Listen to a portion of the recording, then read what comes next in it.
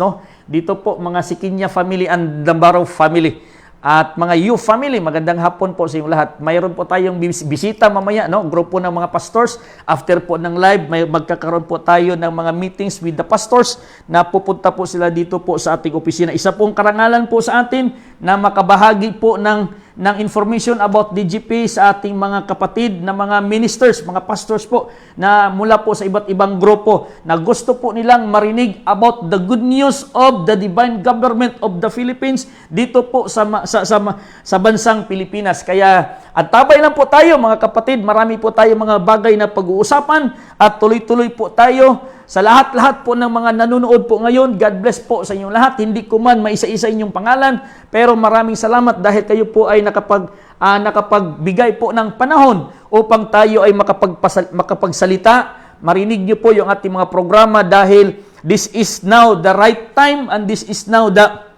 kumbaga, let us redeem the time because the time is evil, no? Redeeming the time because the time is evil and the time is gold. And this is the right time to implement, to broadcast about the divine government of the Philippines. Kung ating titingnan po yung ating mga news po sa ating mga social media, sa ating television, maging sa radyo, naririnig po natin nung mga nakarang araw. No, sinabi po ni Presidente Rodrigo Roa Duterte na ayaw po niyang tatakbo bilang pangalawang pangulo or kahit yung kanyang anak, yung ating mahal na mayura po dito sa Davao City, ayaw niya or hindi niya pinayagan na magtakbo bilang presidente po ng bansang Pilipinas. What is the reason behind? Mga kapatid, hindi po rason na natatakot po sila. Okay? Hindi po yan rason na sinasabi po ng mga ibang aspirant po na natatakot po yung mga Duterte, mga kapatid, hindi po yan rason. Ang pinaka bottom line po mga kapatid, kung bakit po na ayaw po ni mahal na Pangulong Presidente Rodrigo Roa Duterte na magiging presidente po yung ang kanyang anak dahil this is now the divine intervention of the living God. Ito na po yung turno ni Haring David. Tapos na po yung turno ni Haring Saul, mga kapatid. Kaya ito pong mangyayari sa bansang Pilipinas, ito po ang programa ng Diyos. Okay? Ito po yung programa ng Diyos na dapat matupad na dito po sa bansang Pilipinas. At ito na po yung right time to implement the will of God. This is the right time to implement the will of the Father, not the political will, the chosen one, not the people's choice by the politicians, mga kapatid. Kaya, maraming salamat sa mga Duterte's family dahil this is the divine intervention po sa kanilang pamilya. This is the work of the Spirit dahil kung pipilitin po natin yung mga pamilya po ni Haring Saul, kung titingnan po natin yung script, yung pamilya po ni Haring Saul, doon po sa Israel, pinatay po lahat yun. Okay? Yung tatlong anak ni Haring Saul, pinatay po yun ng mga kaaway. At the same time, si Haring Saul mismo, nagbigti siya. Kaya ito po yung script ngayon ng ating mahal na Pangulo, siya po si Haring Saul. Kaya maraming salamat dahil sa matagal ko nang sinasabi, ito po ay gawa ng Diyos. Ito po ay trabaho ng Diyos. Kahit po sa lahat po ng mga presidential aspirant ngayon for 2022, makinig kayong mabuti, wala na pong panahon. Okay? Wala na pong panahon na matutupad po, mabuo po yung plano ng mga politician dahil plano na po ng Diyos, buong-buo na po yung plano ng Diyos, nasa birthing time na po kung sa babae pa. Kaya buong-buo na po yung plano ng Diyos at yung right time para ihayag na po yung plano sa Diyos sa bansang Pilipinas. 2022 na po. Nakahanda na po yung Haring David na magiging pangulo ng bansang, magiging hari po ng bansang Pilipinas. Tapos na po yung pagkapangulo, tapos na po yung role po ng ng Luzon, tapos na po yung role ng Visayas. Nandito naman po tayo sa bandang Mindanao. At dito po sa Mindanao, tapos na po ang role po ni Presidente Duterte at kasunod na po yan ang role po ng Lumad. tribo ni Tibo lumad po ng Mindanao. Kaya siya po yung leon ng Mindanao. Kaya mga kapatid, sa lahat po ng mga kababayan ko, Luzon, Visayas, Mindanao, ituon po natin, isentro po natin yung ating isipan na yung magiging kasunod na hari sa bansang Pilipinas, the first king from Mindanao, mga kapatid, lumad po yan. Leon po yan, mga kapatid. Tapos na pong lumipad ang agila, nakalipad na po yung agila. Kaya nandito na po ngayon, turno naman po ito ng leon. At yung leon na yan, manggagaling po dito sa Mindanao. Kaya mga kapatid, maniwala kayo sa hindi, marami pang mga bagay na mangyayari mula ngayon hanggang 2022. Mula ngayon hanggang December po, marami po mga bagay na mangyayari dito sa bansang Pilipinas dahil ini-expose na po ng Diyos ngayon ang mga bagay na hindi kaaya-aya sa mata ng Diyos na mga nangyayari dito sa bansang Pilipinas. Ini-expose na po ng Diyos ang mga anomalya, mga immoralities, mga irregularities dito po sa bansang Pilipinas. Kahit po sa mga politikong mga naghahangad for their personal interest po dito sa bansang Pilipinas. Yung mga politikong naghahangad na kamkamin ang salapi ng bayan, salapi ng mga bansa, ng mga Filipino. Ito na po yung panahon na ini-expose na po ng Diyos ang lahat po ng mga kasamaan dito sa bansang Pilipinas. Kaya marami pong sasabihin ko sa inyo, marami pa pong malalagas na mga leaders, marami pa pong mga malalagas na mga officials, mga kapatid. Marami pa pong mga malalagas na mga politiko, mga kandidato po bago makarating ang 2022. Kaya nga sinasabi ko, ito na po yung trabaho ng Espiritu ng Diyos. Kinakaingin niya po, binubuldos na po. He is preparing the way for His King, the coming of King for 2022. Kaya maniwala kayo sa hindi, ipakita ng Diyos sa lahat ng mga mata ng mga Filipino, sa lahat ng mga mata ng mga leaders na kaya ng Diyos, okay? Kaya ng Diyos patayuin ang kanyang sariling leader from nothing. Kagaya po kay Haring David, si Haring David pinili ng Diyos, hindi kilala sa madla. Si Haring David pinili ng Diyos, hindi kilala sa palasyo ni Haring Saul. Si Haring David pinili ng Diyos, hindi kilala sa community. Pero siya po yung pinili ng Diyos. Kaya ngayon marami ng mga politikong nagpapapili na, okay, upang maging kandidato sa 2022 for presidential election. Mga kapatid, sabihin ko sa inyo yung totoo. Tapos na po yung role sa pagkapangulo sa bansang Pilipinas. Tapos na po yung role sa pagkapresidente sa bansang Pilipinas. Ang maghahari na po 2022, hari na po yan ng Diyos. Pinili na po yan ng Diyos. Hinihintay na lang po natin yung right time to proclaim, to declare that king dito sa bansang Pilipinas. At yan po hihintayin natin. There is the big one na mangyayari na magiging kamangha-mangha ito sa bansang Pilipinas. Kaya ito po yung mga sinasabi ko, mga kapatid.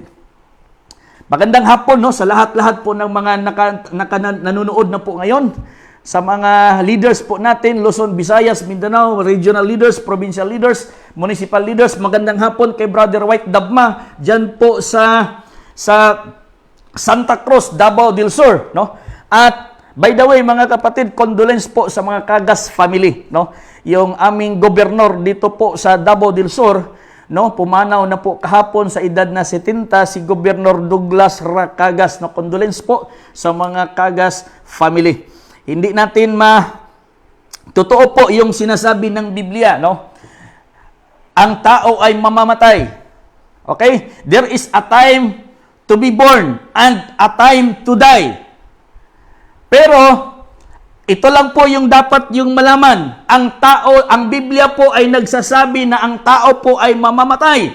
Pero hindi sinasabi ng Biblia na ang lahat po ng tao ay mamamatay. Mayroon talagang mabubuhay, maiiwan na buhay. And ito lang po yung dapat maintindihan po ng bawat Filipino. Death is not a victory. Okay? Death is not a victory. Death is the wages of sin. There is no victory in death, but everlasting is the victory in Christ, mga kapatid. There is no victory in death. Walang victory po sa kamatayan.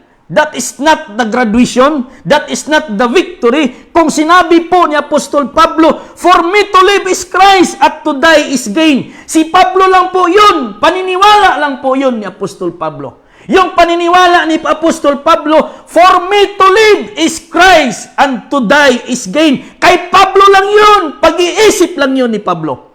Tayo, hindi po yan mga kapatid. Kung titingnan po natin, sinasabi ni Pablo, for me to live is Christ, but to die is gain. Ang iniisip kasi ni Pablo, kung darating na sa kanya yung kamatayan, mabubuhay din siya, kagaya kay Jesus. Yun po yung ibig sabihin ni Pablo. For me to live is Christ, but to die is gain. Sa kanya lang yung pag-iisip. Not general po yun. Bakit mo i-apply na death is victory?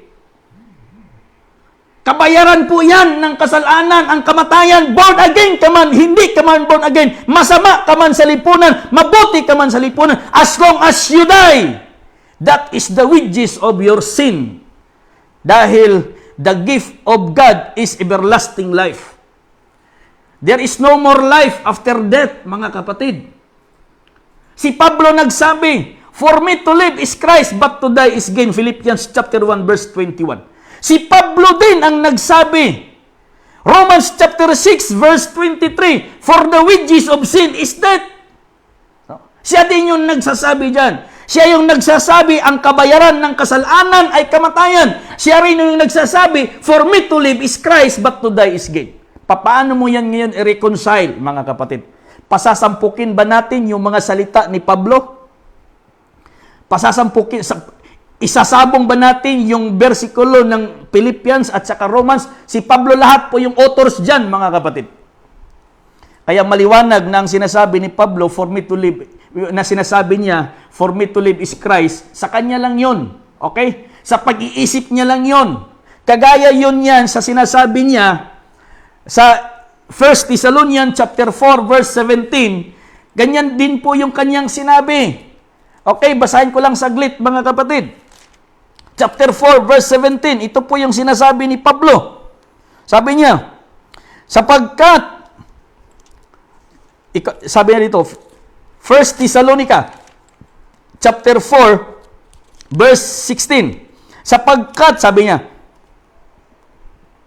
ang Panginoon din ang bababang mula sa langit na may isang sigaw, may tinig ng arkanghel at pakatak ng Diyos, at ang nangamatay kay Kristo ay unang mga bubuhay na muli. Kung magkagayon tayong mga nanangbuhay na natitira ay aagawin kasama nila sa mga alapaap upang salubungin ang Panginoon sa hangin. At sa ganito'y sa Panginoon tayo magpakailanman. Kaya't manggagaliwan kayo sa isa't isa ng mga salitang ito. Sabi niya, then we which are alive and remain shall be caught up together with them in clouds to meet the Lord in the air. And so shall we ever be the Lord. Wherefore, comfort one another these words. Ang ibig sabihin ni Pablo, ito po yung comforting words niya sa mga Kristiyanos noon na namamatay po, mga kapatid. Nadi-discourage na po yung mga Kristiyanos noon. Okay? Nadi-discourage po. Bakit po nadi-discourage po yung mga Christians noon sa Thessalonica? Dahil nung umpisa ng Christianity, lahat ng kanilang mga kayamanan binibinta na po nila after the Pentecost. After when Christ ascended into heaven, lahat po ng mga leaders, mga apostolis, inaanyayahan po nila yung mga mayayaman. Ibibinta po yung kanilang mga ari-arian at ibigay po sa mga dukha, ibigay po sa mga byuda, sa mga balo, ibigay po sa mga orphans, lahat ng mga mayayaman noon na naniniwala sa gospel of Christ, binibinta po nila, expecting po na babalik agad si Kristo. Nang tumagal po, dumating po ilang taon na po ang paghihintay nila na dumating si Kristo. Hindi pa dumating. Kaya maraming mga taong nadi-discourage noon sa kanyang panahon. Kaya ito na po yung comforting words ni Pablo. Dahil marami nang nalalagas din sa mga born again that time. Maraming nalalagas din ng mga Christian that time. Kahit doon sa Thessalonica, maraming nalalagas doon, namamatay ng mga membro. Dahil sa tagal po na hinihintay po nila yung Kristong darating. Ito po yung sinasabi ni Pablo, comforting words niya sa kanila. Tayong mga buhay, yung mga namamatay sa pananampalataya kay Kristo, bubuhayin muli. Pero tayo mga buhay, sasalubong tayo sa Diyos kay Kristo diyan sa alapaap. Iniisip ni Pablo na habang siya'y buhay pa, madatnan siya ni Kristo sa kanyang pagbabalik. Iniisip ni Pablo, binigyan ni Pablo ng assurance yung mga Thessalonica, pag si Kristo ay babalik, madadatnan silang buhay. Kaya sinasabi ni Pablo, tayong mga buhay na maaabutan ni Kristo ay sasalubong tayo sa Kanya. Mga kapatid, take note, gising na po tayo. Hanggang ngayon, hindi pa dumating si Kristo. Pero saan na si Pablo ngayon? Patay na si Pablo. So, ibig sabihin, si Pablo patay na. Si Kristo hindi pa dumating. So, itong nakasulat dito, hindi na po ito mangyayari. Dahil ito po yung false expectation po ng mga Thessalonica. Dahil sinasabi ni Pablo sa kanila, tayong maaabutan ni Kristo na buhay, sasalubong tayo sa Kanya. Hindi po tayo yung sinasabi ni Pablo dito na buhay. Hindi po ito tayo yung audience ni Pablo. Yung audience ni Pablo, Thessalonica. Kaya sinabi ni Apostol Pablo, tayong maaabutan ng kanyang pagbabalik na buhay, sasalubong tayo sa Kanya. Ang tanong ngayon, dumating na ba si Kristo? Wala pa. Saan na ngayon si Pablo? Patay na. Paano ngayon, sinabi na Apostol Pablo, tayo maabutan niya na buhay? Tayo ngayon, sa ating generation ngayon, hanggang sa pagbabasa na lang po tayo sa script na ito. Kung hindi ito nangyari sa panahon ni Pablo noon, mangyayari pa ba ito sa panahon natin ngayon? Wala na mga kapatid. Totoo na darating si Kristo, totoo na babalik si Kristo, pero hindi yung sinasabi ni Pablo na sasalubong tayo sa Kanya sa alapaap. Totoo na si Kristo ay babalik. Pero hindi ibig sabihin na sasalubong tayo sa Kanya dyan sa alapaap. Wala pong mangyayaring ganyan, mga kapatid. Speculation lang po yun ni Apostol Pablo. Dahil iniisip nila mga apostolis noon, dahil yung mga born again, yung mga Christian that time, first church that time, habang kasagsagan po ng kanilang pananampalataya kay Jesus, okay? Habang kasagsagan po ng kanilang pananampalataya kay Jesus, mga kapatid, excited po sila. Lahat ng kanilang mga ari-aran, binibenta po nila, bigay po nilang tulong sa mga mayayaman, sa mga dukha, bigay po nilang tulong sa mga orphan, sa mga biyuda, mga balo. Dahil expected nila na 2 days, 3 days, 1 month, babalik agad si Kristo. Yung sinasabi nila dyan, after 3 days, na babalik siya. Ang akala kasi nila, yung 3 days is 3 araw lang, kagaya ng araw po natin, Lunes, Martes, Miyerkules. Akala din nila, yung 3 araw, 3 taon din yan, no? Kagaya ng 2021, 2022, 2023. Hindi nila inakala na yung 3 days po dyan na sinasabi po ni Jesus. 3,000 years po yan, mga kapatid. No? 3,000 years po yan. Yun po yung sinasabi diyan sa Oseas chapter 6 verse 2, no? After 2 days, He will restore us, no? He will restore our life. After 2 days, in the 3rd day, okay? Bubuhayin tayo muli in the 3rd day. Mga kapatid, nasa 2021 na po tayo. Lumampas na po tayo sa 2 days of Christ. Lumampas na po tayo sa 2,000 years of Christ. Nakapasok na po tayo ng 21 years sa 2021. Nasa loob na po tayo ng 1,000 years of Christ. Ito po yung pagkabuhay muli. Ito po yung sinasabi niya, the appointed time na mayroong pagkabuhay muli. Nandito na po tayo sa day of resurrection. Okay? Nandito na po tayo sa day of resurrection. Kaya sinasabi diyan, blessed and holy is he who have part the first resurrection. Yung first resurrection po natin na dapat yung matamasa, mga kapatid. Hindi yung mga patay na nandoon sa sementeryo. Hindi po sila yung magkakaroon ng first resurrection. Kahit ilang bisis pa nilang tinanggap si Jesus na kanilang Panginoon, na doon namamatay, hindi po yun sila ma-resurrect. Walang pagkabuhay muli doon. Yung first resurrection, yung paniniwala mo ngayon, mga kapatid. Yung binubuhay ngayon ng Diyos sa atin. Yung mga Filipino, yung binubuhay ng Diyos ngayon sa lahat ng mga Filipino. Yung pananampalataya natin sa Diyos na dito maghahari sa bansang Pilipinas. Yan po yung first resurrection. Dahil kung yung first resurrection, mabubuhay po tayo dyan sa first resurrection, yung second death, pangalawang kamatayan na physical, hindi po yan maghahari sa atin. Yan po yung ibig sabihin yan, mga kapatid. Kaya death is not a victory. Death is the wages of sin, mga kapatid. No? Hindi po yan graduation day. Bakit? Sabihin mo congratulations. Kung sabihin natin na yung kamatayan is graduation day, subukan daw natin magpunta doon sa ospital. Marami namang na-COVID ngayon doon sa ospital. Sabihin na lang natin, basta born again siya, sabihin natin, congratulations, brothers. No?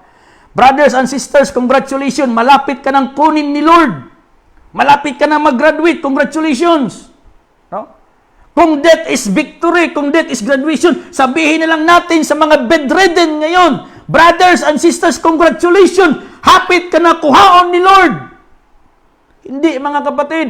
Hindi ganyan. Hindi graduation. Kabayaran yan ng kasalanan. Kaya nga sinasabi ng Ecclesiastes chapter 12, verse 1, remember thy Creator while you are still young. Habang may panahon pa tayo.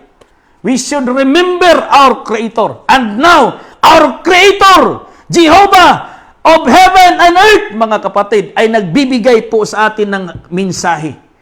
Upang po mariremember po natin yung ating Creator. Pinadala niya po yung DGP. Ito po yung paraan ng yung lahat ng mga Filipino, mga tao sa Pilipinas, makalapit sa Diyos through His divine government. Ecclesiastes chapter 12 verse 1. Ito po yung pagkasabi dito. Sabi niya, alalahanin mo rin naman ang may lalang sa iyo sa mga kaarawan ng iyong kabataan bago dumating ang mga masasamang araw at ang mga taon ay lumapit, sapagkat iyong sasabihin, walang akong kaluguran sa mga yaon. Remember now thy Creator in the days of your youth, while the evil days come not, nor the years draw nigh, when thou shalt say, I have no pleasure in heaven. Mga kapatid, ikaw ngayon na nakarinig sa programa ng DGP, the good news of the divine government of the Philippines. Ito po yung chance mo. Binigyan ka ng Diyos ng pagkakataon para mabuhay muli yung paniniwala mo. Para mabuhay muli yung pag-asa mo. Kung ikaw ay nawawala ng pag-asa dahil sa sitwasyon po natin ngayon, kung ikaw ay nawawala ng pag-asa, nawawalan ka po ng tiwala sa ating government, huwag mong gawin yan, mga kapatid. Dahil ang Diyos ay nagbibigay po ng pag-asa. Ang Diyos po ay nagbibigay po ng totoong pag-asa. Kaya nga sinasabi, the real change is coming for our motherland and people. DGP is our divine hope, mga kapatid. Huwag kang mawawalan ng pag-asa. Okay? Huwag kang mawawalan ng pag-asa. Ito na po yung binigay ng Diyos na pag-asa po sa atin. Dibino gobyerno ng bansang Pilipinas. At coming na po yan. After po yan sa government of President Rodrigo Roa Duterte. Kaya nga, ito po yung sinasabi po ng ating mahal na Pangulo. Ayaw niyang magtakbo kahit pangalawang Pangulo, kahit yung anak niya, hindi niya hayaang magtakbo bilang Pangulo sa bansang Pilipinas. Bakit? Dahil this is the intervention of the divine Creator sa kanyang buhay. Habang may panahon pa, remember thy Creator. No? Habang may panahon pa, remember thy Creator. Kaya nga ito po yung challenge ngayon sa mga politicians. Yung mga masasamang politicians ngayon, wala akong pinangalanan, pero marami dyan Gagawin ang lahat para lang makaupo sa posisyon. Pero mga kapatid, sasabihin ko sa inyo, tapos na po ang ganyang sistema ng gobyerno sa bansang Pilipinas. Nililinis na po ng Diyos. No? Nililinis na po ng Diyos ang mga masasama dito sa bayan ng Pilipinas. Gumagalaw na po yung Espiritu ng Diyos. Gumagalaw na po yung Espiritu ng Diyos, yung Ark of the Covenant, mga kapatid. Winawalis na po yung mga masasama. Winawalis na po yung mga masasamang damo dito sa bansang Pilipinas to prepare the way for divine government of the Philippines. Kaya nga ngayon, mga kapatid, ang ating sistema ngayon, okay? Sinabi ni Jesus sa kanyang mga alagad, huwag kayong matakot. Ang mga pumatay sa katawan, pero hindi makapatay sa kaluluwa. Dapat mas matakot kayo sa Kanya na kayang patayin ang katawan at kaluluwa doon sa impyerno. Matthew chapter 10 verse 28, mga kapatid. Ito po yung pagkasabi ni Jesus.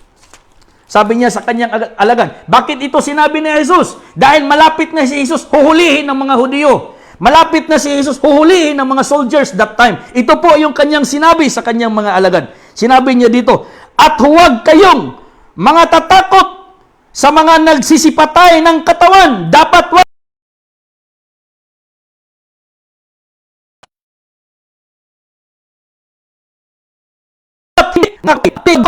ang katatakutan ninyo yaong makapapuksa sa kaluluwa at sa katawan sa impyerno. And fear not them which kill the body, but are not able to kill the soul, but rather fear him which is able to destroy both soul and body in hell. Ano pong ibig sabihin yan, mga kapatid? Yung sinasabi ni Jesus dyan, huwag kayong matakot sa makapatay sa katawan. Yung sinasabi niya dyan, yung katawan, hindi yung physical, mga kapatid, na katawan. Yung katawan, yung kanilang grupo, yung body of Christ, yung believers of Christ that time, yung kanyang mga apostoles, yung kanyang mga believers, yun po yung kanyang katawan. Dahil si Kristo po yung ulo, yung mga believers po niya, yun po yung katawan. Ang ibig sabihin ni Jesus, huwag kayong matakot kahit mamatay yung katawan, meaning yung kanilang gatherings, mamatay yung kanilang gatherings, pero sila mismo individual na kaluluwa or tao, still buhay. Dahil nang hinuli si Jesus, ng mga Hudyo, yung kanyang katawan namatay.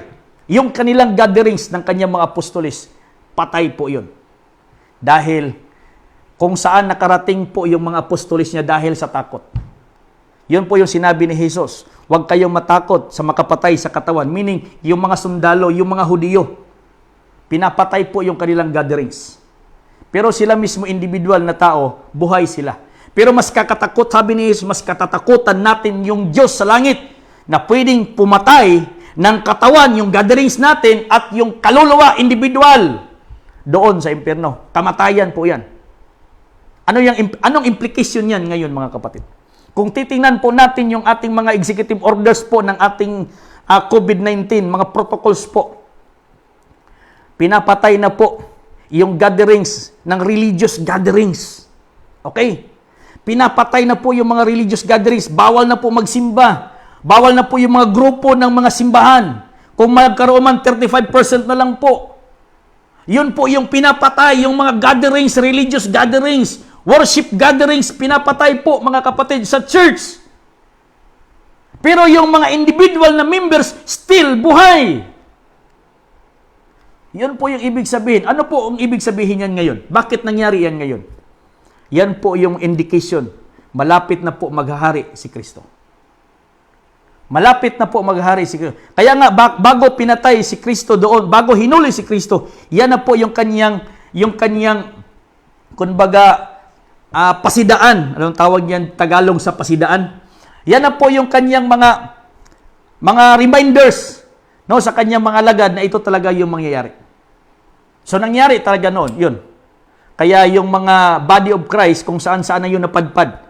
Kaya nga, nung habang po nag-umpisa po, sila si Pedro, si Pablo naman bilang Saulo, okay? Siya po yung pumapatay ng mga church that time. Siya po yung pumapatay ng gatherings ng mga born again that time, ng mga Christian that time.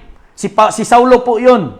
Yun po ang trabaho ni Saulo that time. Pero yung individual, buhay po yun. Kaya napadpad yung mga wandering Jews. Dito po sa China, yun po yung descendants po ni Dato Ipugao. Kaya, ano po yung implication niyan ngayon? Bakit ko ito sinabi? Nangyayari ito ngayon eh. No? Maraming mga batas na hindi na pwede mag-church, hindi na pwede mag-gatherings, religious gatherings. So namamatay yung body of Christ. Pero yung individual, hindi namatay. Buhay po tayo. Ano po ang hudyat? Malapit nang hulihin si Jesus doon sa Israel. Ngayon, hindi na hulihin si Jesus. Maghahari na po ang Kristo sa kanyang piniling bayan. Yan po yung sign, mga kapatid. Malapit na. Kailan po? Once na ma-establish po itong divino gobyerno. Sa divino gobyerno po, diyan upo po ang Mesiyas sa divino gobyerno. Okay? Diyan po sa divine government of the Philippines, that is the government of the Christ, that He will reign for 1,000 years. Dito sa bansang Pilipinas. Divino gobyerno po yan. Yan po yung sistema po bansang Pilipinas. Kaya sinasabi natin, wala na pong Pangulo sa Pilipinas 2022. Wala na pong presidente sa Pilipinas 2022. Bakit? Dahil hari na po ang maghahari. Dahil hinihintay na lang po natin yung right person, right time, the chosen one, the anointed one. Dito po yan mag-uumpisa sa bansang Pilipinas. Christ will reign for 1,000 years, and blessed and holy is He who have part the first resurrection. Dahil sa paghahari ni Kristo dito sa bansang Pilipinas, yung mga naniwala sa Kanya, yun po yung magkakaroon ng buhay na walang hanggan. Kaya nga, yung binubuhay ngayon, yung ating pananampalataya, yung pananampalataya mo. And this is the last, final test of your pananampalataya. Kaya nga, yung sinasabi ko nakaraang linggo, maraming mga nag-advocate ng DGP nag-back out dahil sinasabi nila ay tatakan tayo ng 666. Mga kapatid, kailanman walang tatakan ng 666. No? Kung nanonood kayo sa social media, kung palagi kayong nanonood sa YouTube or sa Google, mga kapatid, hindi yan mangyayari. Gawa-gawa lang po yan. Nang katang-isip lang po yan. Sinasakyan lang po yung Revelation chapter 13, verse 1 up to 18. Ginagawang masama. Pero hindi po yan masama. Kung masama yung pagkasabi dito sa Biblia, wag mong isipin na yan po ay masama. Mayroon talagang opposite side yan, mga kapatid. Kaya kahalili tayo sa mga anak ng Diyos. Dahil precious po tayo ng mga anak ng Diyos. Tinago tayo sa numero ng 666. Bakit po tinago tayo sa numero ng 666? Kahalili po yan sa mga anak ng Diyos. From the word Vicarius Filii. Kaya maraming mga born-again Christians na natatakot na dyan. Okay? Nang nakita po nila yung aking post, no, I am 666, maraming no, magkakaroon daw ng tatakan sa DGP. Wala pong ganyan, mga kapatid. Maniwala kayo. Mas mauna pang dumating ang COVID sa iyo kaysa yung sinasabi mong tatak sa noo at sa paa, sa kamay. Okay? Mas mauna pang dumating ang stroke. Mas mauna pang dumating ang high blood at stroke sa iyo kaysa yung sinasabi mong matatakan ka ng 666 sa noo at sa kamay. Walang mangyayaring tatak, mga kapatid. No? Yan po yung ilagay mo. No? Sa iyong kukuti, walang mangyayaring tatak sa numerong 666 dahil lahat tayo na Filipino, ikaw, ako, numero po natin yan. Tinago po tayo ng Diyos dyan sa pangalang Vicarius Filii. Kahalili po tayo sa mga anak ng Diyos sa Israel. Hindi na po Israel ang mga anak ng Diyos. Tayo na po mga Filipino. Hindi na po sa Israel babalik si Kristo. Dito na po sa Pilipinas, hindi na po siya maghahari sa Israel. Dito na po siya sa Pilipinas. Kaya tayo yung kahalili sa mga anak ng Diyos doon sa Israel. Tinago tayo sa numerong 666. Born again, hindi makakomprehend yan, mga kapatid. Yung mga Protestant, hindi makakomprehend yan. Bakit? Yan ang doktrina ni Martin Luther. Kaya si Martin Luther nagprotesta. Kaya nga hinihintay po natin yung spirit of the truth dahil yung truth will give if we know the truth, that truth will set us free. Yung espiritu ng katotohanan ang magsasabi ng buong katotohanan, mga kapatid. Yung espiritu ng katotohanan, hindi yan hangin. Okay? Yung spirit of truth, hindi yan iniisip yung hangin, walang buto, walang laman. Hindi ganyan po, mga kapatid. Kung yun ang iniisip mo na yung spirit of truth, walang laman, walang buto, busis lang, paano ngayon kung marinig mo dyan sa inyong pintuan, sabihin sa iyo, Pastor, tawagin ka ng boses, wala kang makitang katawan, wala kang makitang laman, wala kang makitang buto, dahil yung iniisip mo, yung espiritu, ganon lang po yung kategori ng espiritu. Sabihin niya sa iyo, Pastor, or Junior, wala kang makita, hindi ka kaya matakot, boses lang yung maririnig mo. Yung espiritu ng katotohanan, mga kapatid, buhay yan, tao yan. Okay? Yung espiritu ng katotohanan, buhay yan, tao yan, mga kapatid. Marunong yan magsalita. Kompleto po yan. May ulo, may katawan, may kamay, may paa, may mata. Lahat ng 7 senses, mayroon po yan, mga kapatid. Kaya nga, ito po yung sinasabi ni Jesus. God is the Spirit. We must worship Him in spirit and truth because God is a Spirit. Those who born in the Spirit is Spirit, but those who born in water is of water. Basahin nga natin. Baka isipin yung gawa-gawa ko na naman, no? John chapter 3, verse 5. Ito po yung pagkasabi niya. Ito po yung gusto kong tanungin, mga kapatid.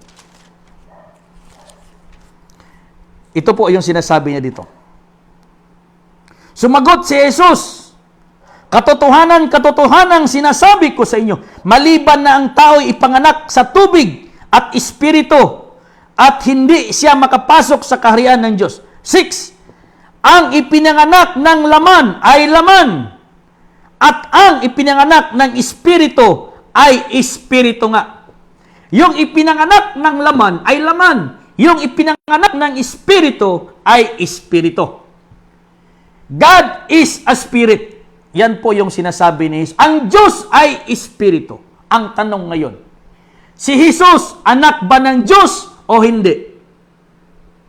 Kung ang Diyos ay espiritu at saka si Jesus ay anak ng Diyos, so kung si Jesus ay anak ng Diyos na espiritu, si Jesus ay espiritu din. So kung si Jesus ay espiritu, tingnan nyo si Jesus, may katawan. Okay? May ulo, may kamay, may paa. Kung ano ang nasa iyo, nandun din sa kay Jesus. Meaning, human being po yan, mga kapatid. Tao po yan. Kaya yung sinasabi ni Jesus, hindi ako aalis. No? Kailangan ko na talagang aalis. Dahil kung hindi ako aalis, hindi darating yung espiritu ng katotohanan. So yung sinasabi niyang espiritu ng katotohanan na magbibigay po ng ng buong katotohanan, tao po din yun. Tao po din yun, mga kapatid. No? Yan po yung sinasabi ni Jesus, for the coming of the Son of Man. Kristo din yun, mga kapatid. Sugo din yun. Huwag niyong isipin na si Jesus lang po yung sugo. Mula kay Adan, Seth, Enos, Kainan, Mahalid, Harin, Inok, Matusalam, Lamik, Noe, they are sugo, they are Christ. May kanya-kanya po silang sugo. Hanggang din kay Noe, Shem, Arpaksad, Sala, Heber, Pilig, Rio, Sirog, Nakor, Tari, Abraham. Sugo din yun sila, mga kapatid. Yung mga katawan na yun, yung mga pangalan na yun, sugo yun. Dahil may mga kanya-kanya po silang trabaho. May kanya-kanya po silang ginagampanan na utos ng Ama sa kanila. Kaya hindi lang si Jesus yung sugo. Hindi lang si Jesus yung Kristo. Kaya ito po yung sinasabi niya, espiritu ng katotohanan. Kaya po, tinatago tayo sa numerong 666. Yung 666, mga kapatid, hindi kasali yung China. Okay? Hindi kasali po yung Amerika. Hindi kasali yung Japan. Hindi kasali yung Malaysia, Indonesia, yung Korea, North Korea, Western part, Middle East part, Europe part, mga kapatid. Hindi sila kasali sa 666. Tayo lang Filipino ang Vicarage Filii. Tayo lang Pilipino sa Pilipinas ang kahalili sa mga anak ng Diyos na Israel. Kaya wala silang kasali, mga kapatid. Kaya nung ginawa ni Presidente Marcos yung batas na samahang nayon, yung hindi ka makabili, hindi ka makabinta kung wala kang tatak sa numero na yan ng dambuhalang hayop, meaning kung ikaw ay foreigner, hindi ka Pilipino, hindi ka pwedeng makabili, hindi ka pwedeng makabinta dahil hindi ka tatak Pilipino. Hindi ka makabili, makabinta dahil wala kang tatak, hindi ka Pilipino, foreigner ka. Dahil yung batas na yun, para lang yun sa mga Pilipino na ginawa ni Marcos. No? Laya at saka mga dukha, rich and poor, free and bondage, or mga kahit ano doong mga bata o matanda, lahat kailangan may tatak. Pilipino po yun. Yun po yung tatak natin. Sa ayaw mo mat sa hindi, maniwala ka mat sa hindi sa 666, matakot ka man natatakan dahil yun po yung sinabi ng pastor mo, maniwala ka sa hindi. As long as ikaw ay Filipino, you are 666. Kapalit ka sa anak ng Diyos sa Israel. Hindi po, mga kapatid, kung titingnan po natin sinong bansa na Antichrist, okay? Madali lang. Hindi Roma yung Antichrist na bansa. Yung Antichrist na bansa, Israel. Okay? Israel, mga kapatid, yung Antichrist na bansa. Bakit Israel? Dahil pinatay nila si Jesus. Hindi na tinalanggap na siya ay Kristo. Yun po yung Antichrist. Yan po sana dapat maintindihan ng mga born again, nating mga born again, na yung Antichrist sa bansa, Israel, dahil pinatay nila si Kristo, yung sugo ng Diyos, para iligtas po ang kanilang bayang Israel. Pero, hindi lang si Kristo yung pinatay nila. Pati yung mga propita, lahat ng inutos ng Diyos, pinatay nila. Ito po yung sinasabi niya, Matthew chapter 23, verse 37. Ito po yung pagkasabi ng Diyos. Sabi niya dito, ni Jesus, sabi niya, "O Jerusalem, Jerusalem, na pumapatay sa mga propita at bumabato sa mga sinusugo sa kanya, makailang inibig kong tipunin ang inyong mga anak na gaya ng pagtitipon ng mga sisiw." No? Gaya ng pagtitipon ng inahing manok sa kanyang mga sisiw, sa ilalim ng kanyang mga pakpak ay ayaw kayo. Narito, ang inyong bahay ay iiwan sa inyo, sa inyong wakas, sapagkat sinasabi ko sa inyo, buhat ngayon ay hindi ninyo ako makikita hanggang sa inyong sasabihin, mapalad ang pumarito sa pangalan ng Panginoon. Behold, your house is left unto you desolate. For I say unto you, you shall not see me henceforth, till ye shall say, blessed is he that come in the name of the Lord.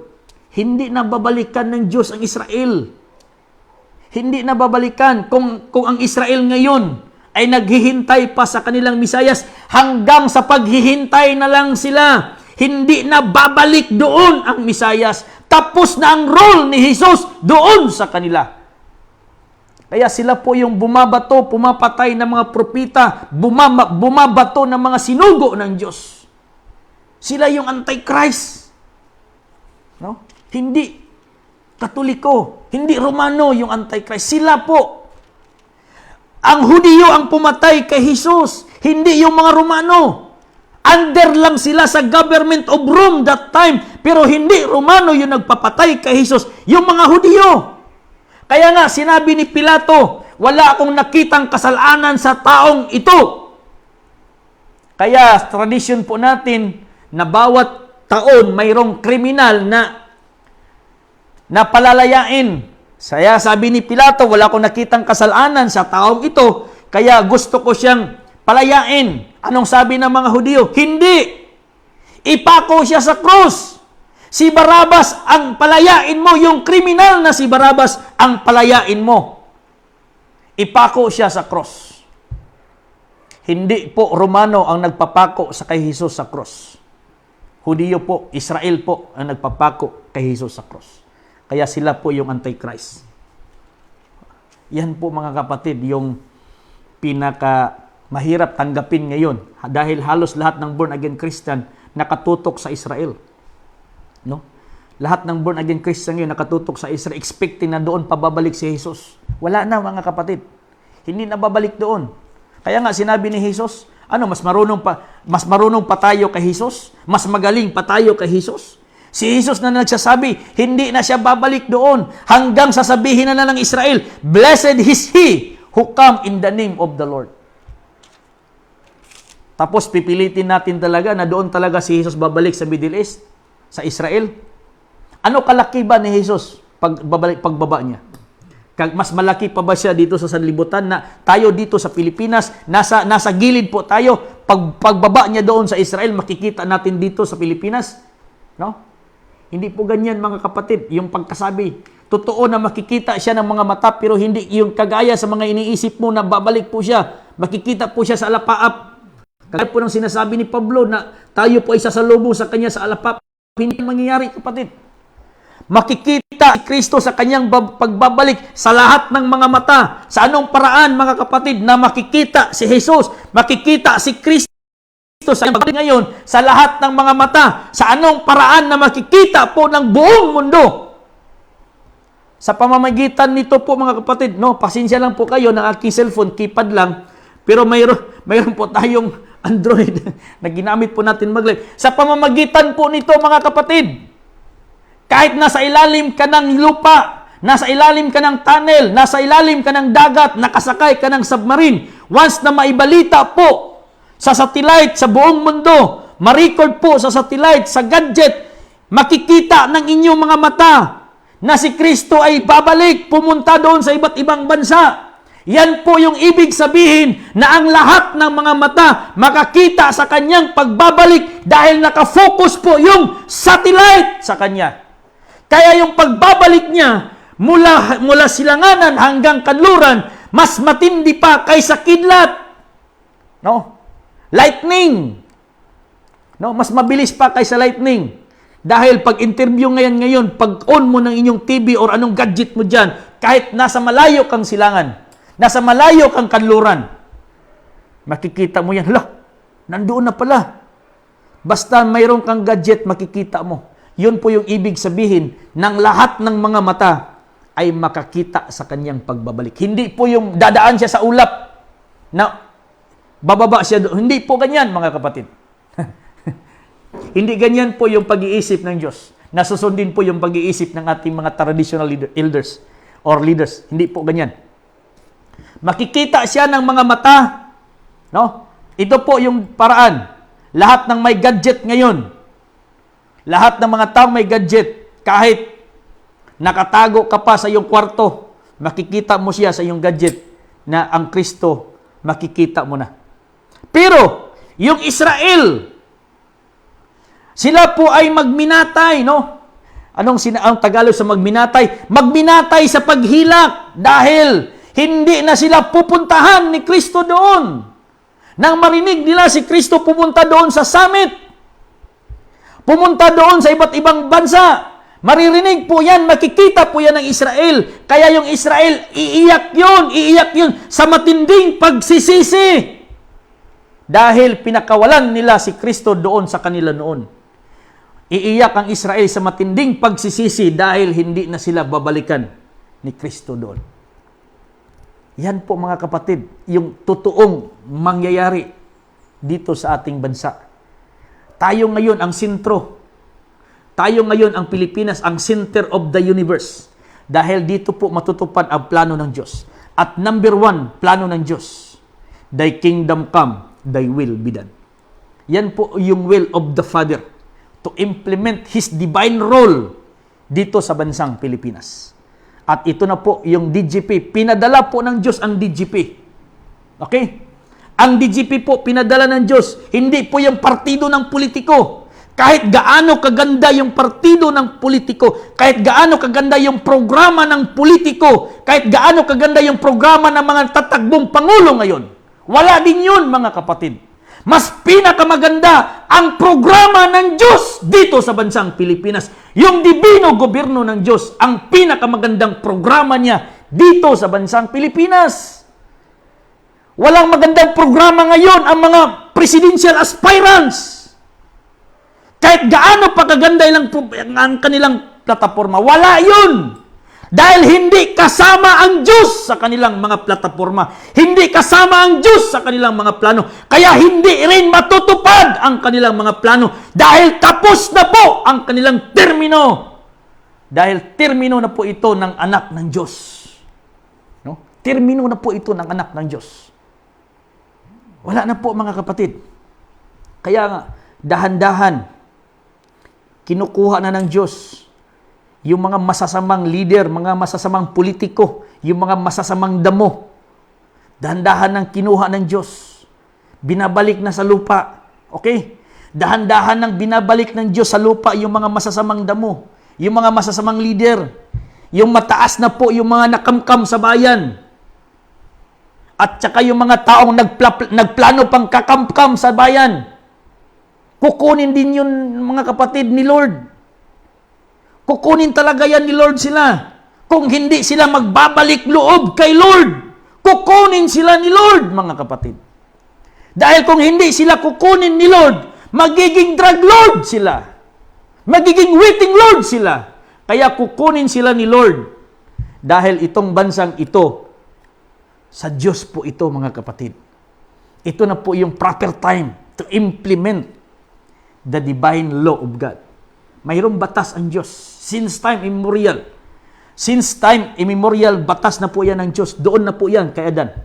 Doon na po yan kay Noe. Doon na po yan kay Abraham. Doon na po din yan kay Moses.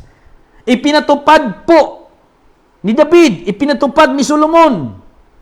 Hindi na po na ipatupad po ng mga anak ni Solomon hanggang binihag po sila doon sa Babylonia. Hanggang yung 10 tribes doon sa Syria. Hanggang si Jesus, hindi po napatupad ni Jesus, mga kapatid. Hindi po napatupad ni Jesus yung batas ng Diyos. Kaya nung panahon pong pinatay nila si Jesus, pinako nila sa krus si Jesus. Mula noong 29 AD, hindi na nabuo ang bansa ng Israel. 1948 pa, nabuo muli ang bansa ng Israel. Ilang taon yun, ilang libong taon yun, hindi nabuo yung bansang Israel. Dahil yun, sa kasalanan nila sa Diyos, pinatay nila ang anak ng Diyos. Yun dapat ang maintindihan ng mga nakararami. Hindi Roma ang Antikristo. No? Israel po yung pumatay kay Kristo. Hindi Roma yung pumatay kay Kristo, Israel. Kaya lang yung role din ng Roma, hindi ang Roma ang pinaglipatan ng kaharian ng Diyos. Kaya sila po yung umangkin na kahalili ng mga anak ng Diyos sa Vicaribs Filidae. Kaya lang yung Vicaribs Filidae, tinago ng Diyos doon sa numerong 666. Walang ibang makakuha lang yan, maliban lang sa tao nagtago niyan. Okay? Yung Diyos, yung Jesus Christ, okay? Na nagbigay po ng instruction pangitain kay John the Beloved doon sa pulo ng Patmos sa 666. Siya din po yung makapagbukas niyan. Okay? Yung Jesus Christ na nagbigay ng instruction kay John the Beloved doon sa pulo ng Patmos, nung nagsabi sa kanya dyan, yung nagbigay po ng instruction kay John the Beloved sa pagsulat ng Revelation, siya din po yung magbibigay ng solusyon ngayon ng salita na yan, ng beast na yan. Pero sa bagong katawagan, the Spirit of Truth, mga kapatid. Hindi po Jesus Christ na. Spirito ng katotohanan na po yung kanyang pamagat. Okay? Spirit of Truth. The Son of Man. Kaya nga sinasabi niya, for the coming of the Son of Man. Kaya tinatawag siyang the coming of the Son of Man. Dahil yung pagbabalik niya, ipapanganak muli siya ng tao. Yung pagbabalik ni Jesus, yung pagbabalik ni Kristo, yung nakita nilang nag-ascend, yung kanyang pagbabalik, hindi yung pababa. Yung kanyang pagbabalik, ipapanganak siya sa bagong generation, bagong pamilya, bagong pangalan. Kaya nga sinabi niya, sa pagbabalik ng anak ng tao. Bakit niya sinasabing anak ng tao? Dahil ipapanganak siya ng tao. Yan po mga kapatid. No? Ipapanganak siya ng tao. Kaya the coming of the Son of Man. Ipapanganak siya ng tao. Kaya may bago siyang pangalan. Pero yung espiritong gumagabay sa kanya, yun po yung espiritong gumagabay kay Jesus doon sa Israel. Yung espiritu ng katotohanan na nagtatago po ng dibinog, nagtatago po ng kaharian ng Diyos. Kumuha ng kaharian ng Diyos doon sa Israel at binigay sa isang bansa. Yan din po. Kung sino yung nagtago, yun din yung makatuklas. Okay? Kung sinong nagtago, yun din yung makatuklas. Si Kristo po yung nagtago ng kaharian ng Diyos, kinuha niya sa Israel, ibinigay sa isang bansa. Kaya si Kristo din yung nakatuklas kung saang bansa yun. Kaya si Kristo, nandoon sa katawan ni Dr. Jose Rizal. Pumasok yung espiritu doon sa katawan ni Dr. Jose Rizal upang makita din niya kung saan niya tinago yung bansang kinuha niya. Yan, ang ibig sabihin yan. Kaya si Kristo din ang naglagay ng Vicaribus Filii. Si Kristo din ang naglagay ng the best po. Okay? Here is understanding and wisdom. Calculate the number of the beast, for this is the number of the man, and his number is 666. Si Kristo nagsabi niyan kay Juan. Kaya si Kristo din ang lalabas dito upang magpaliwanag niyan, magbigay ng kaalaman para po sa kanyang mga pinili. Kaya ang kaligtasan, mga kapatid, parang sign din yan eh. Parang sign yan. Ang kaligtasan ay sign lang, mga kapatid. Kung hindi ka marunong magbasa ng sign, hindi ka maliligtas. Kagaya ng ginto. Kung hindi ka marunong ng magbasa ng sign ng ginto, kahit inaapak-apakan mo na yung ginto na yan, nasa ilalim na yung paa, hindi mo rin makikita dahil hindi ka marunong magbasa ng sign. Kaya nga sinasabi ni Jesus, no, mga salingkapaw kayo, marunong kayong bumasa sa nature. Kung makita nyong pupula yung kalangitan, sabihin nyong mainit. Kung makita nyong magdidilim, iitim, sabihin nyong uulan. Pero hindi nyo alam ang panahon sa pag-abot, sa pagdating ng anak ng tao. Yung sinasabi ni Jesus, hipokrito. Makabalo mo tanaw sa dagway sa kalangitan. Apan wa mo kabalo sa pagtanaw sa panahon karon nga naa na ang iyong gihulat nga Kristo. Mga hipokrito, mga maot, yun po yung sinasabi ni Jesus. Kaya yung kaligtasan sign. Kung titingnan po natin nang si Jesus, after po siya ay pinatay doon sa cross, in the third day he rose again. Habang si Jesus po ay nabuhay muli, naglalakad po siya. Kasama yung dalawang tao, naglalakad din. So, tatlo na po sila. Tinatanong po ni Jesus, yung dalawang tao na yun. Sabi ni Jesus, ano po yung mga chismis-chismis na naririnig ko sa inyo? Sabi ng dalawa, saan ka ba? Taga saan ka ba? Hindi mo ba narinig? Hindi mo ba nalalaman na yung Jesus na anak ng Diyos, pinako nila sa cross? Pero yung nagtatanong si Jesus, ang tinanong ni Jesus sa dalawa, ano bang nangyayari? Ano yung pinag-uusapan nyo? Yung sagot naman ng dalawa, taga saan ka ba? Wala ka bang alam talaga na yung Jesus na anak ng Diyos, pinako nila sa krus?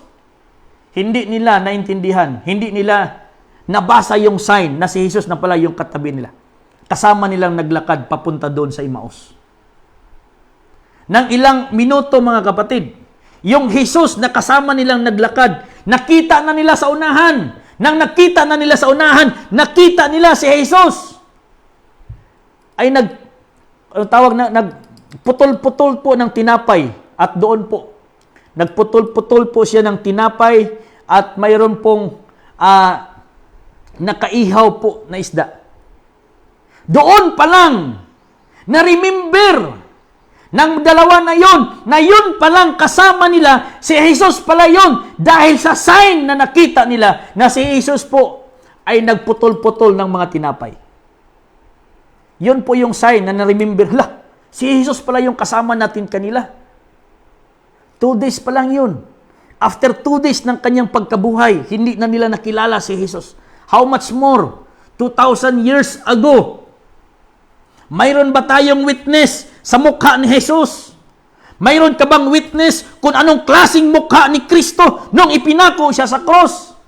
Mayroon pa bang taong nabubuhay noon hanggang ngayon na makapagsabi na this is the real face of Christ? Wala, mga kapatid.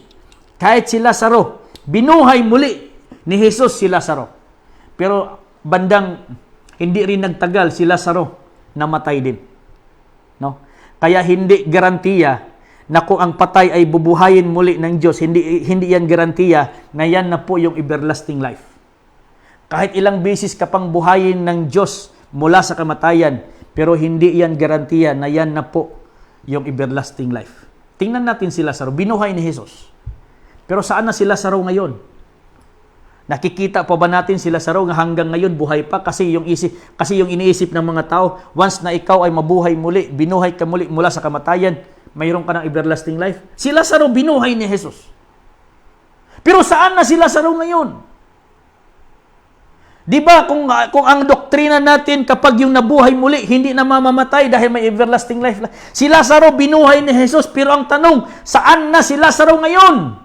Nag-exist pa ba si Lazaro ngayon, mga kapatid? Wala na. So hindi garantiya na kung ang tao ay mamamatay, kahit born again pa siya, kahit ilang beses pa niyang tinanggap si Jesus, kahit ilang beses pa siyang nagpabautismo, kung siya ay mamamatay, hindi garantiya na siya ay bubuhayin muli. O magkaroon siya ng buhay na wala na po. Tayong buhay ngayon. Ikaw, ako ngayon na nanonood sa akin. Ako na nanonood sa inyo at kayo na nanonood sa akin. Tayo ang buhay na bibigyan ng Diyos ng kaligtasan. At ito na po yung paraan ng kaligtasan ng Diyos. Divine Government of the Philippines. Okay? Kahit ilang beses mo pang tanggapin si Jesus Christ as your Lord and personal Savior. What next? Kahit ilang beses ka pang nagbautismo, what next? Okay? Hindi ba ang lahat ng tumanggap kay Jesus papasok sa kaharian ng Diyos? Totoo yan. Ang lahat ng tumanggap kay Jesus bilang tagapagligtas, papasok sa kaharian ng Diyos. Now, tatanungin natin si Jesus, saan yung kaharian ng Diyos? Maraming mga pastor na nagsasabi na yung kaharian ng Diyos nandoon sa langit. Pero kung tatanungin natin si Jesus, saan yung kaharian ng Diyos? Ito po yung sasabihin ni Jesus, mga kapatid. Sabi niya, tanungin natin si Jesus. Kasi maraming nagsabi sa akin, Pastor, mini ka nga magtutudlo, no? False teachers daw ako. Sabi ko, mabilis lang yan. Madali lang hanapin kung sinong mini-mini. Okay? Kung sinong mini-mini nga magtutudlo, kung sinong false teachers. Okay, tanongin kita, saan ang kaharian ng Diyos? Itinuro niya doon. Okay, tinuro niya doon, unahan sa bituin, yung kaharian ng Diyos. Okay, sabi ko, sige, walang problema yan, doon. Pero magtanong tayo sa Biblia. At yung taong tatanungin po natin si Jesus kung saan yung kaharian ng Diyos. Dahil si Jesus po yung witness. Mateo chapter 21, verse 43. Sinabi po niya dito, kaya't sinabi ko sa inyo, aalisin sa inyo ang kaharian ng Diyos at ibibigay sa isang bansa na nagkakabunga. Therefore say I unto you, the kingdom of God shall be taken from you and given to a nation, bringing forth the fruits thereof. Kaya tinanong ko siya, tinan mo kapatid, sino ngayon na nagsasabi sa inyo ng totoo? Ikaw o si Jesus? Si Jesus nagsasabi ang kaharian ng Diyos, kukunin sa Israel at ibibigay sa isang bansa. Samantalang ikaw, sabihin mo nandoon sa unahan pa ng kaulapan. Ay, Pastor, ali. Good afternoon. Alingkod sa. Okay. Okay na, magandang hapon din sa ating bisita, si Pastor Felicito gitakay po, no, ating makasama po ngayon si Pastor. So, welcome Pastor sa DGP, no? Maraming salamat. So, tutuloy ko lang muna ito. So, ito po yung sinabi ko sa kanya. Ngayon, Pastor, sabi ko, sino nagsasabi sa atin ng totoo? Ikaw na nagsasabi na yung kaharian ng Diyos nandoon sa langit. Tanungin natin si Jesus. Si Jesus nagsasabi, sabi niya, "Therefore say I unto you, the kingdom of God shall be taken away from you, and given to a nation, and bringing forth the fruits thereof."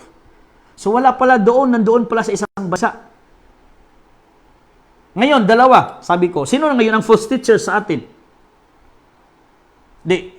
Mali ka na. Pangalawang tanong, saan titira ang Diyos? Saan ang tahanan ng Diyos? Basahin natin, Revelation chapter 21 verse 3. Ito po yung sinabi ko sa kanya. Kasi sinabihan niya akong false teacher. Kaya nga sinabihan ko, walang problema yan. Madali lang manakop o mini nga magtutudlo. Sabi ko, ito po, sabi niya, "And I heard a great voice out of heaven saying, Behold, the tabernacle of God is with men, and He will dwell with them, and they shall be His people, and God Himself shall be with them, and be their God." Sabi niya dito. Tagalog, "At narinig ko ang isang malakas na tinig na mula sa luklukan na nagsasabi, Narito ang tabernakulo ng Diyos ay nasa mga tao, at siya'y mananahan sa kanila, at sila'y magiging mga bayan niya, at ang Diyos din ang sasa kanila, at magiging Diyos nila." O, sabi ko sa kanya, kinsamang karon ang nagsasabi ng totoo na ikaw na nandoon, o ang Biblia na nagsasabi na nandito kasama sa mga tao? Nandito lang, mga kapatid. No? And the tabernacle of God. Nandito yung tao sa sanlibutan. Kaya nga, bumaba ang Diyos upang makisama sa mga tao. Kung sabihin natin nandoon sa taas, walang problema yon. Dahil sa Diyos po yon. Creation din yun ng Diyos. Kung sabihin natin nandoon yung tahanan ng Diyos, sa Diyos po yun. Pero tayong mga tao, imposibleng dadalhin tayo doon, mga kapatid. Ang Diyos ang bumaba dito upang manahan siya kasama ng mga tao. Yan po, mga kapatid. Kaya yun po yung sinasabi ni Jesus. Kaya sabi niya, if you will pray, okay? Our Father, who art in heaven, hallowed be thy name, thy kingdom come. Okay? Pumaparito yung inyong kaharian. Thy kingdom come. Sabi niya, bumaba ang iyong kaharian. Verse 10, sabi niya, "Magsisidilangin na kayo na ganito, Ama namin na nasa langit, sambahin nawa ang pangalan mo. Dumating nawa ang kaharian mo. Gawin ang inyong kalooban kung paano sa langit, gayon din naman sa lupa. Thy kingdom come, thy will be done." Yun po yung sinasabi niya. Kaya itong Divine Government of the Philippines, itong DGP, ito po yung fulfillment ng sinasabi ni Jesus. Thy kingdom come, thy will be done. Dahil ito po yung dibinong gobyerno ng Diyos, kapag ito po ang maipatutupad dito sa bansang Pilipinas, ito po yung kalooban ng Ama. Ito po yung batas ng Ama dito sa lupa. Kaya sinasabi niya kay Pedro, kung sino man ang kakalagan mo dito sa lupa, yan din yung kakalagan doon sa taas. Kinsay mong gapuson din sa yuta mo, po'y gapuson dito sa langit. Kinsay mong badbaran diri sa yuta, badbaran po dito sa langit. The same government po, mga kapatid. Kaya yung DGP po natin, Divine Government, ito po yung karugtong sa sinasabi ni Jesus. Thy kingdom come, thy will be done. Na hindi po na ipatupad ni Jesus doon sa Israel. Ang mission talaga ni Jesus sa Israel, mga kapatid, pinadala ng kanyang Ama to restore the divine government of God in Israel. Kaya lang hindi nagiging hari si Jesus sa Israel dahil pinatay po ng mga Hudyo. So hindi niya na-restore yung divine government. Yung divine government ng Israel, yun po yung panahon ni David, yun po yung panahon ni Solomon. Nang nagkasala si Solomon, nahati yung kaharian ng Diyos sa dalawa. Kaya pinadala po ng Diyos si Jesus to restore the divine government sa Israel. Kaya lang, hindi rin nila tinanggap si Jesus na magiging hari nila, kaya pinako nila sa cross. Kaya sinabi ni Jesus, therefore say I unto you, aalisin sa inyo yung kaharian ng Diyos at ibibigay po sa isang bansa. Kaya tayong Pilipinas ngayon, ang karugtong ng Israel. Tayo pong Pilipinas ngayon, ang karugtong ng Israel. Yung dibino gobyerno na hindi na itayo ni Jesus sa Israel, dito po yan maitatayo sa bansang Pilipinas. Kaya yung sinasabi dyan, ang pagbabalik ng anak ng tao mula silanganan papunta po ng kanluran. Hindi po sinasabi yan mula Middle East papuntang kanluran. Ang sinasabi dyan, mula silanganan papuntang kanluran. Nasa silanganan po tayo, mga kapatid. Kaya tayo pong Pilipino ang pinakamapalad na bansa sa buong mundo. Dahil dito po matutupad yung thy kingdom come, thy will be done. Dito po mangyayari po sa ating bansa, mga kapatid, yung marriage supper of the Lamb. Okay? Yung marriage supper of the Lamb, dito po yan mangyayari.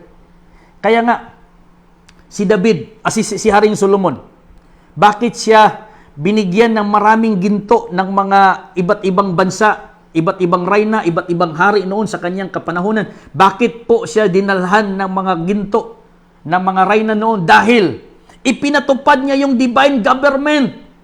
Ipinatupad niya yung batas ng Diyos doon sa Israel. Kaya nga sinasabi ng Diyos sa kay Solomon, sinabi niya, 1 King chapter 6 verse 11 hanggang sa 13. Ito po yung pagkasabi ng Diyos kay Haring Solomon. 1 King chapter 6 verse 11. Ito po, mga kapatid, sinabi niya, at ang salita ng Panginoon ay dumating kay Solomon na sinasabi, tungkol sa bahay na ito na iyong itinatayo, kung ikaw ay lalakad sa aking mga palatuntunan at gagawin ng aking mga kahatulan at iingatan ang lahat ng aking mga utos upang lakaran, ay aking ang pagtitibayin ang aking salita sa iyo na aking sinasalita kay David na iyong ama. At ako'y tatahan sa gitna ng mga Israel at hindi ko pababayaan ang ating bayang Israel. Nang ipinatupad ni Solomon yung batas ng Diyos doon sa Israel, yung mga iba't ibang bansa pumupunta sa kanya.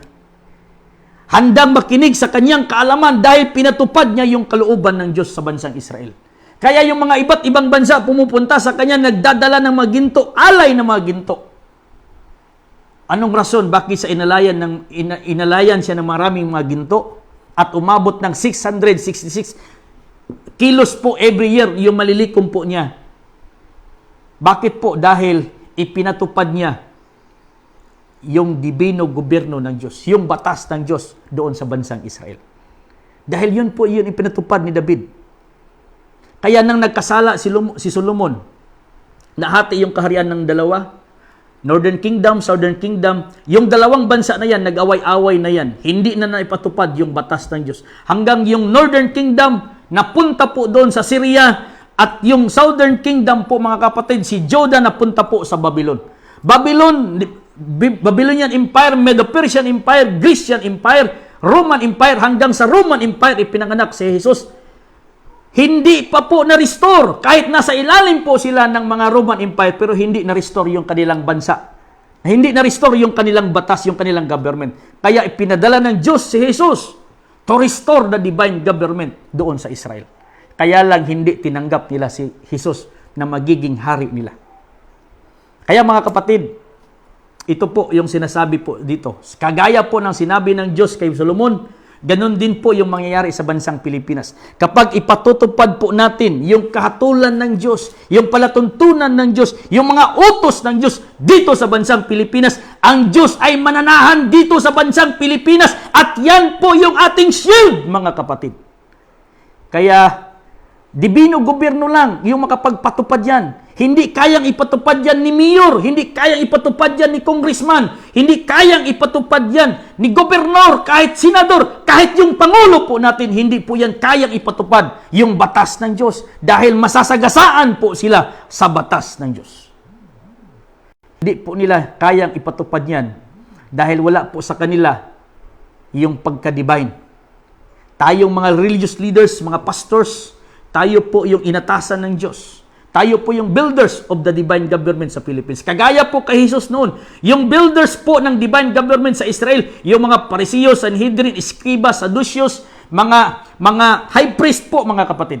Sila po yung builders ng divine government sa Israel dahil si Jesus po yung pundasyon nila. Kaya lang yung builders na yun po yung nag-traidor kay Jesus. Yun po yung nagpapako kay Jesus doon sa cross. Kaya dito naman po sa Pilipinas, mga pastors, reverend, bishops, pari, lahat ng religious leaders, tayo po yung nakakaalam sa dibino gobyerno. Kaya tayo po yung magkakaisa upang itayo itong dibino gobyerno sa bansang Pilipinas. Yung batas ng Diyos, gawin nating saligang batas ng bansang Pilipinas. Saka po magiging divine yung bansa natin. Kung mayroon po tayong batas na separation of church and state, totoo po yan. Nilagay po yan ng Diyos upang hindi pa panahon noon na mailagay yung batas ng Diyos sa ating saligang batas dahil ang Diyos may sariling panahon at yung right time po na hinihintay ng Diyos, 2022 na po yan. Kaya hindi na po presidente, hindi na po pangulo, 2022. Yan na po yung paghahari ni King David, mga kapatid. Dahil si Haring David, habang si Saul, hari pa, pinili na ng Diyos, naka-reserve na po si David bilang hari kasunod po ni Saul. Kaya ito po, mga kapatid, habang nasa posisyon pa po, nasa termino pa po si Pangulong Presidente, si Pangulong Duterte po, mga kapatid, mayroon na pong naka-reserve na magiging hari kasunod niya. So kung naka-reserve na po yan, hindi na po yan idadaan sa COMELEC. Hindi na po yan idadaan sa eleksyon. Proclamation na lang po yan, mga kapatid. Kaya walang mangyayari, mga kapatid, na hintayin lang natin, no? Yung malaking mga pagbabago dito sa bansang Pilipinas mula ngayon hanggang 2022. Malaki, mga kapatid. Magiging kamangha-mangha ito. This is the Lord's doing and it is marvelous in our eyes, mga kapatid. Kaya sa hapong ito, maraming salamat sa lahat po ng mga nakikinig, nanonood po sa atin, sa lahat po ng mga viewers po natin, kay Brother Faustino Alfredo, bro, magandang hapon, kay Ma'am Maria David, kay Brother Ruben Auxilio, kay Ma'am Vida Giso, kay Brother Ray Espinol, at kay marami po dito, hindi ko po mabasa yung inyong mga pangalan, no? Pero maraming salamat, mga kapatid, dahil dami na pong mga nag-comment dito. Okay, basahin ko lang muna, ha. Kay Brother Jerry Iringan, kay White Dabma, kay Brother Ray Robio, bro, maraming salamat. At saka sa grupo po ng Kingdom of God, maraming salamat po sa inyong lahat. At kay Juster Dimas Alvister, kay Ma'am Judith Alvister, maraming salamat dyan sa grupo ng Divino Verbo del Espiritu Santo dyan sa Car Regions. No, maraming salamat po sa inyong lahat. Kay dyan po sa Sambuanga, Sibugay, no, mga Salis family. At mayroon po dito, no? Hindi ko mabasa itong isa. Okay. Sino pa dito? Kay Brother Ramil Maslog Chavez, no, magandang hapon. Sa lahat po ng Hiribisi family, Carion family dito po sa Davao, magandang hapon po sa inyong lahat.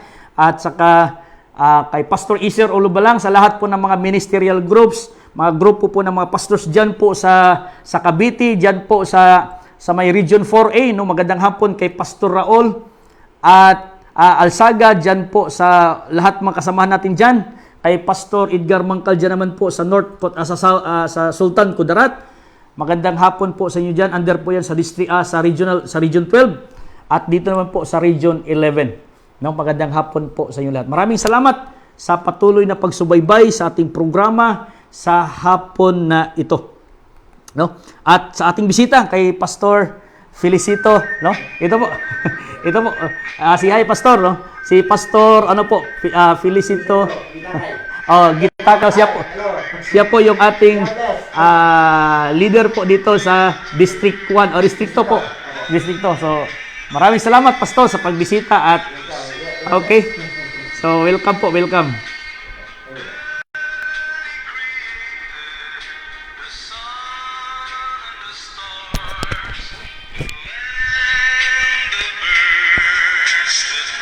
Sa aking ina dyan sa Davao del Sur, magandang hapon po kay Lydia Sanggaran Mangkal. No, maraming salamat po sa inyong lahat. At mga Mangkal family, Sanggaran family, mga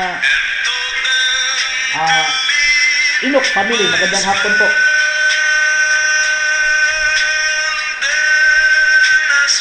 ito po, sama-sama tayo.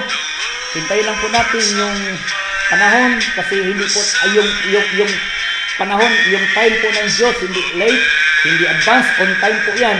No? On time po yung time ng Diyos. Kaya nga, yung sinasabi ko, kung bakit nag-back out po yung Duterte sa kanilang for 2022, wala po silang kasalanan, kapatid. Hindi po ibig sabihin na natatakot sila sa mga kalaban.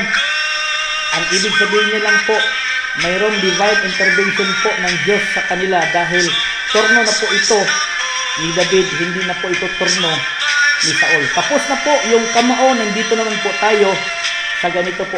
The big one is coming, the real change is coming for our motherland and people.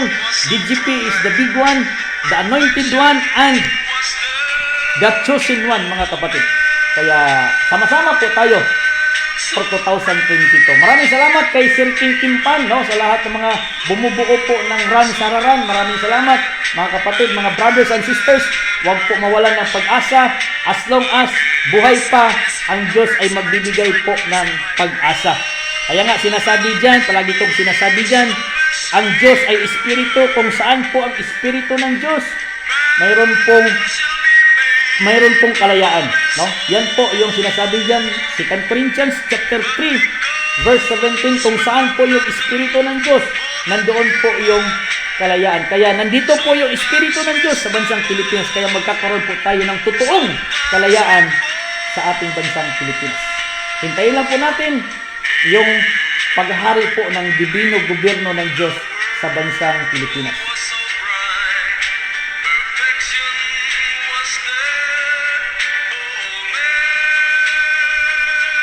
Brother Pipito Spico, bro, magandang hapon kay Brother Christopher Aguirre.